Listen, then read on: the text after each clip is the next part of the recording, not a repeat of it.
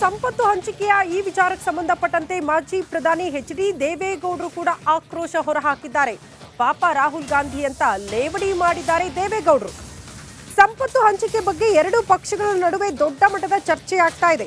ಹೇಗಾದರೂ ಅಧಿಕಾರಕ್ಕೆ ಬರೋದಕ್ಕೆ ಕಾಂಗ್ರೆಸ್ ಪ್ರಯತ್ನ ಪಡ್ತಿದೆ. ಸಂಪತ್ತಿನ ಸರ್ವೆ ಹಂಚಿಕೆ ಬಗ್ಗೆ ರಾಹುಲ್ ಮಾತನಾಡ್ತಿದ್ದಾರೆ. ಹಾಸನದಲ್ಲಿ ಮಾಜಿ ಪ್ರಧಾನಿ ಎಚ್.ಡಿ. ದೇವೇಗೌಡರು ಹೇಳಿಕೆ ಕೊಟ್ಟಿದ್ದಾರೆ.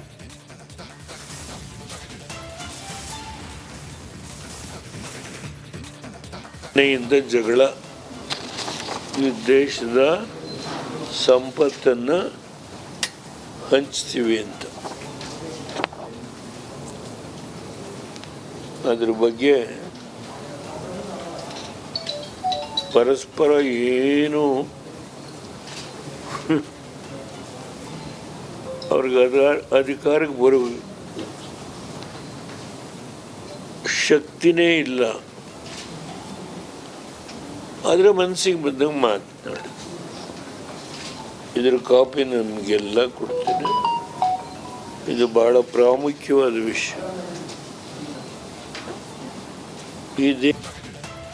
ಕಾಂಗ್ರೆಸ್ನ ಮುಖಂಡ ಸಾಮ್ ಪಿತ್ರೋಡಾ ಆಸ್ತಿ ಮರು ಹಂಚಿಕೆ ವಿಚಾರಕ್ಕೆ ಸಂಬಂಧಪಟ್ಟಂತೆ ನೀಡಿರುವ ಹೇಳಿಕೆ ಇದೀಗ ರಾಜಕೀಯ ವಲಯದಲ್ಲಿ ಭಾರೀ ಚರ್ಚೆಗೆ ವಿವಾದಕ್ಕೆ ಗ್ರಾಸವಾಗಿದೆ.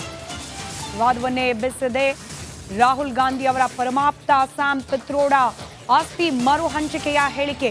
ಸೆಲ್ಫ್ ಗೋಲ್ ಹೊಡಿತಾ ಕಾಂಗ್ರೆಸ್ ಪಕ್ಷ ಈ ಹೇಳಿಕೆಯ ಮೂಲಕ ರಾಜಕೀಯ ವಾಕ್ಸಮರಕ್ಕೆ ಕಾರಣವಾಗಿದೆ. ಪಿತ್ರೋಡಾ ಮಾತು ಹೊಸ ವಿವಾದವನ್ನ ಹುಟ್ಟುಹಾಕಿದೆ. ಕಾಂಗ್ರೆಸ್ ನಾಯಕನ ಮಾತು. ಬಿಜೆಪಿ ಸೇರಿದಂತೆ ವಿವಿಧ ಪಕ್ಷಗಳ ವಿರೋಧ ಪಕ್ಷಗಳ ನಾಯಕರು, ಕಾಂಗ್ರೆಸ್ಗೆ ವಿರೋಧವಾಗಿ ವರ್ಕ್ ಮಾಡ್ತಿರುವ ಪಕ್ಷಗಳ ನಾಯಕರು ಸಾಮ್ ಪಿತ್ರೋಡಾ ಹೇಳಿಕೆಯನ್ನ ಖಂಡಿಸಿ ಇದೀಗ ಮಾತನಾಡ್ತಿದ್ದಾರೆ.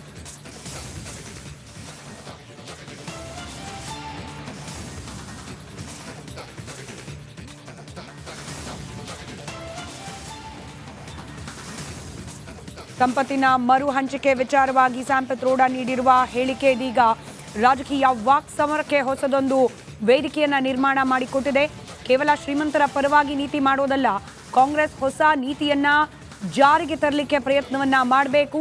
ಆಸ್ತಿ ಹಂಚಿಕೆ ವಿಚಾರದಲ್ಲಿ ಅಮೆರಿಕಾದಂತಹ ನಿಯಮಗಳನ್ನ ಭಾರತದಲ್ಲೂ ಕೂಡ ಜಾರಿಗೆ ತರುವ ಪ್ರಯತ್ನವನ್ನ ಮಾಡಬೇಕು ಅನ್ನೋ ಅರ್ಥದ ಸಾಮ್ ಪಿತ್ರೋಡಾ ಹೇಳಿಕೆ ಇದೀಗ ಭಾರೀ ವಿವಾದಕ್ಕೆ ಕಾರಣವಾಗಿದೆ. ಉತ್ತರಾಧಿಕಾರ ತೆರಿಗೆಯನ್ನ ಜಾರಿ ಮಾಡಬೇಕು, ಅಮೆರಿಕ ಮಾದರಿಯ ನಿಯಮಗಳನ್ನ ಜಾರಿಗೆ ತರಬೇಕು. ಶ್ರೀಮಂತರ ಆಸ್ತಿಯನ್ನ ಅವರ ಮಕ್ಕಳಿಗೆ ವರ್ಗ ಮಾಡುವ ಸಂದರ್ಭದಲ್ಲಿ ಅಮೆರಿಕಾದಂತೆ ಕೇವಲ 45% ಮಾತ್ರ ಮಕ್ಕಳಿಗೆ, ಉಳಿದ 55% ಸರ್ಕಾರಕ್ಕೆ ಅನ್ನೋ ರೀತಿಯ ನಿಯಮವನ್ನ ಜಾರಿಗೆ ತರಬೇಕು ಅಂತ ಹೇಳಿ ಮಾತನಾಡಿದ್ದಾರೆ ಸಾಮ್ Pitroda. Doesn't mean that you are going to take their wealth and give it to somebody.